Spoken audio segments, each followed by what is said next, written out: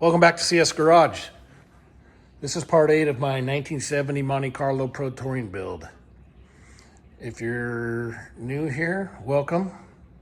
Please like and subscribe and share this video with others. That definitely helped me out. Today, I'm going to show the assembly of my quick performance 9-inch rear end. And it is right here, or this is the housing, obviously. My first 9-inch that I'm putting together, so it's all new to me, so I'm learning as I go. But I opted for all the goodies with it. Of course, it's powder coated. It's been reinforced. It has 1/4-inch steel tubing, housing, tubes, and all that, along with the gussets that you see there, that back brace.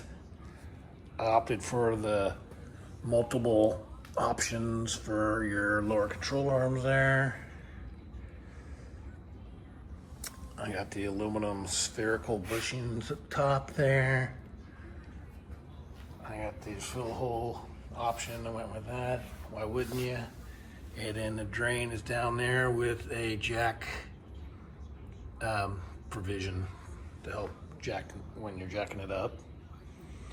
And of course it's powder coated. I already said that. Another view from the top. Pretty nice piece. So from what I can tell, this is narrowed 1.5 inches on both sides from factory specs for Monte Carlo. They had no problem doing that for me. Of course not, paying customer.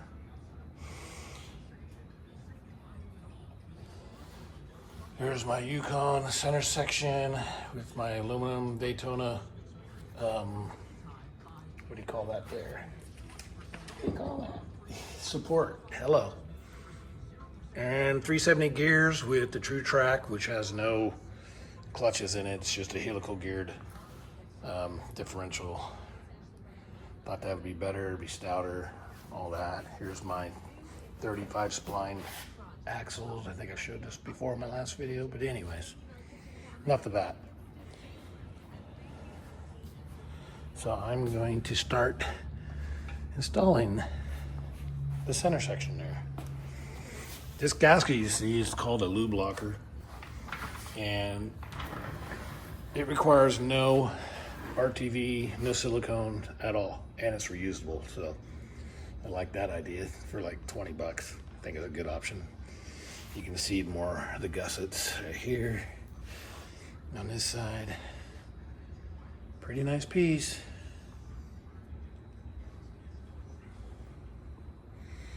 So enough of that. I'm gonna put this on a tripod and I'm gonna drop that center section in. We'll see how it goes. First time putting the 9-inch together. Looks pretty stout to me. Excited for it.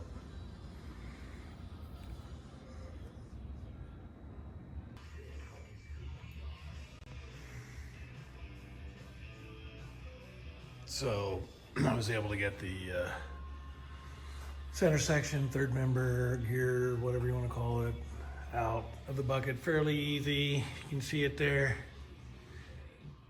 370 gears, 350 yoke. So next I will be installing it in here. What I was trying to say earlier is these are adjustable. Complicated word, I guess, for me today.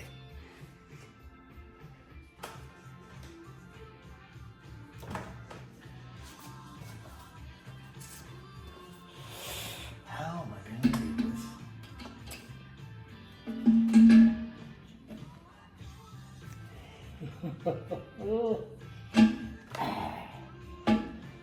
Will it fall out? That is the question. There we grip it. Yeah, let's move it around. There we go. A little closer. Or not.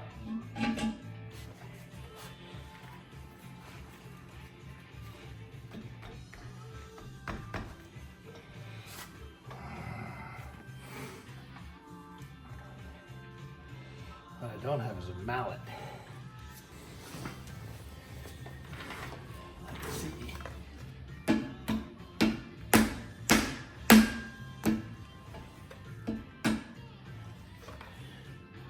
No, too far on one side.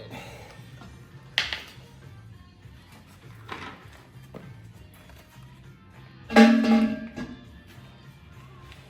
gotta set it down just right.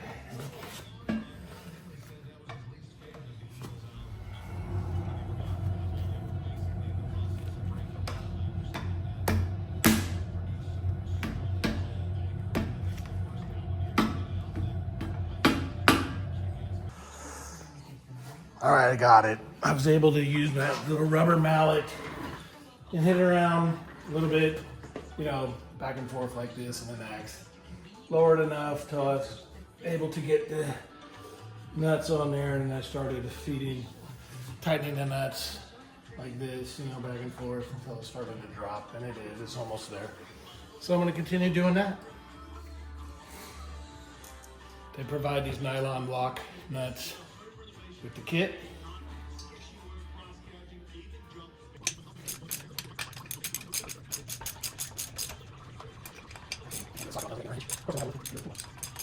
That's all around it, so it's not flush. So if you tighten, I'll do that, or get to, until it's flush. There you go. After that.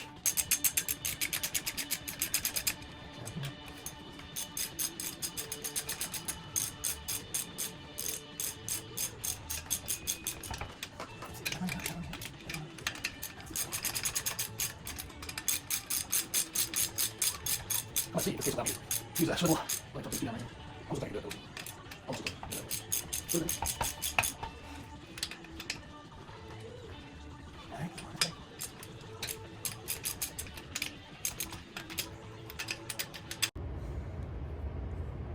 Okay guys, bringing you back. I got the seals installed. Here's the one in there, one on the other side. But I ran into a problem. Did notice it when I first got this rear end delivered to me. You can see the yoke is gone. Well, after I installed this center section, I noticed that the yoke, billet yoke sent by Quick Performance, or their billet yoke, is cracked. Let's see, right there. From shipping. I believe it was UPS who delivered it. It's been a couple months, trying to remember. But you can see where it dropped it on the ear right there and cracked it. Of course, I didn't notice it. I was gone 2 months, came back, put the center section in, noticed it after I torqued it down. Called Jay, I believe, from Quick Performance. And he was awesome to work with and sent me a new one. No questions asked. I just sent him a picture. He said no problem. Sent me out a new one. So now I'm going to install this. Brand new one. That's what I'm going to do next. But again, there's nothing that Quick Performance did. It was delivery. Somewhere in the delivery process, they dropped it and it cracked.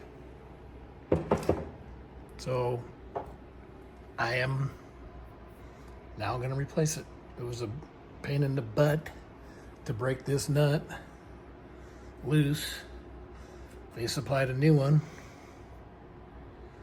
right there, but I used old trusty pry bar, angle iron as my pry bar, a couple pry bars there, old jack handle extension to break it loose. Finally worked. Pain in the butt, but I got it. Anyways, so I'll bring you back when I have the pinion installed and the axles installed, and we'll move on from there. All right, guys, I'm bringing you back. As you can see, I got the passenger side axle installed along with the disc brake bracket. It's all bolted in for the most part. I'm going to show you how I did it on the driver's side here, which is the shorter axle. So if you look in there, hard to see, but there's the seal. I've got axle grease liberally applied to that. Keep it from getting cut when I install this 35 spline monster of an axle. At least a monster to me. As you can see, I greased it on the end there.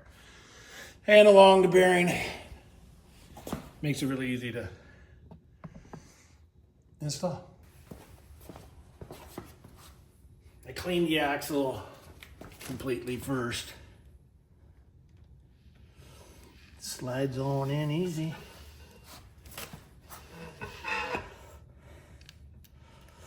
Let's see. Lift it a little bit. There.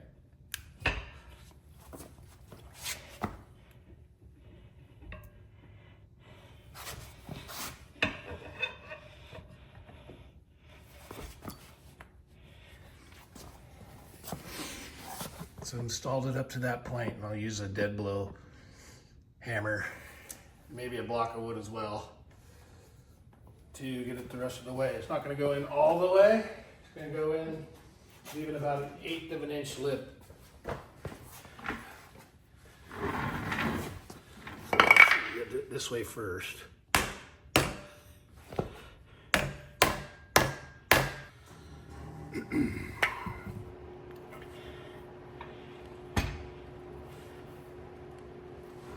So what I found when I built on the disc brake bracket, it'll tighten up and push that in all the way. Clean off some of this. A little crazy with it, I guess, huh? Spacer on first. So right here, it's an 1/8 inch spacer. And once it's tightened up, it goes like this, actually. I mean, it goes like this, actually. Hello. Where am I at? I guess it could go like that.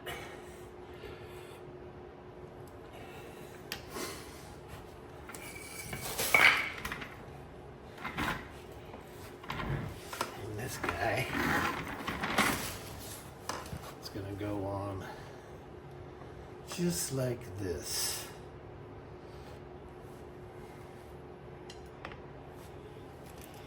Using the supply T-bolts. These are torqued to 30 foot-pounds, I believe.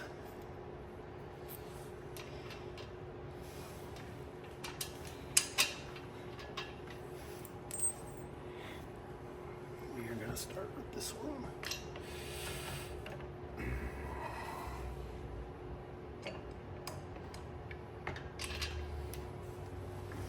The first one on. Lock washer nut. Get it started.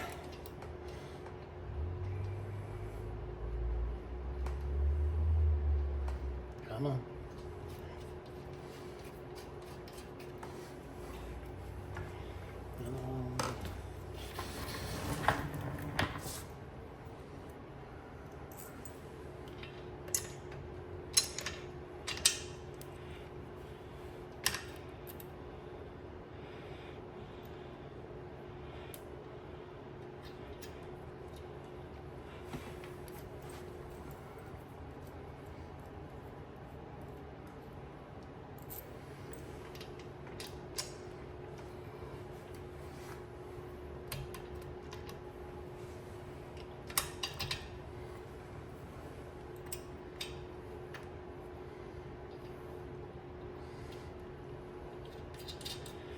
And one more.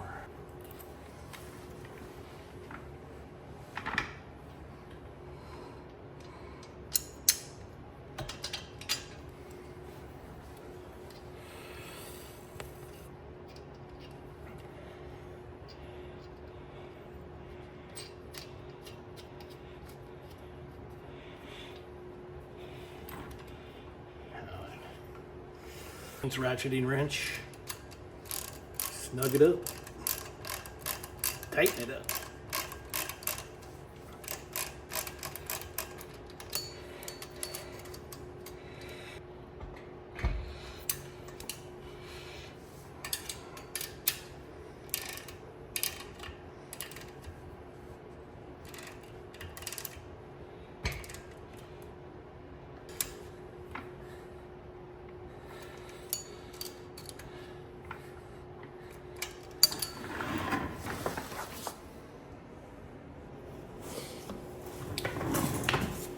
These brackets are not from Quick Performance. They are from Classic Performance Parts.